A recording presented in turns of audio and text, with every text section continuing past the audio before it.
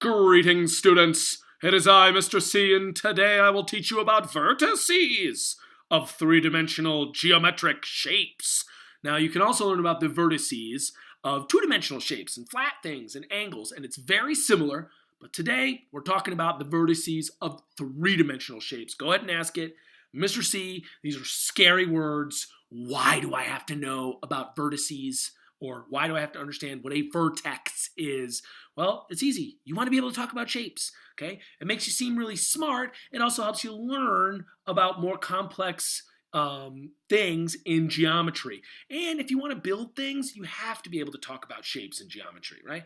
If you ever even wanted to design something or think about what architects or what carpenters go through, they really need to be able to talk about the shapes that they're working with in the real world. So we're going to learn what a vertex is today. I'm going to use two shapes that I've already used. Now, you should already know what a face and what an edge is. If you don't, you can watch my videos on faces and edges, but I'm going to show you how that relates to vertices. Now look, here is a pyramid. We used this shape last time, okay? Now pyramids have 1, 2, 3, 4, and then that bottom face, right? They have 5 faces.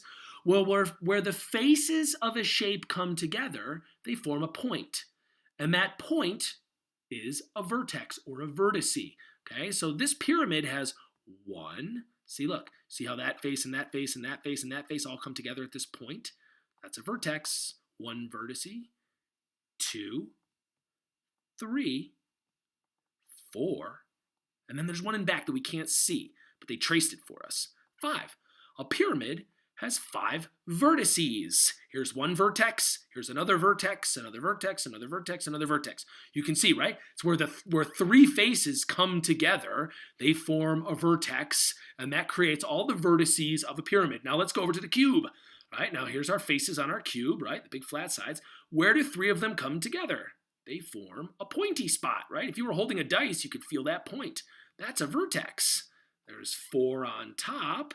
And then there's also 4 on the bottom. Now I'm going to have to circle one that we can't see, right? We can see these 7, but look, there's one back there, right? Imagine that dice. There's that face on the bottom of the dice, and it comes together and forms a vertex, or another one of the vertices in the back. So there's 1, 2, 3, 4 on top, and 1, 2, 3, 4 on the bottom.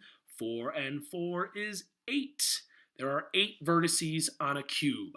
Okay, there are 8 pointy spots on a cube, right? Get a dice out and touch all the pointy spots. You'll need 8 of your fingers in order to touch them all. Same thing if you can get your hands on a small pyramid.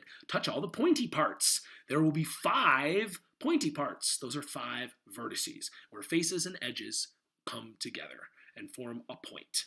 All right, I hope this helped, and I hope you feel more confident talking about 3D shapes.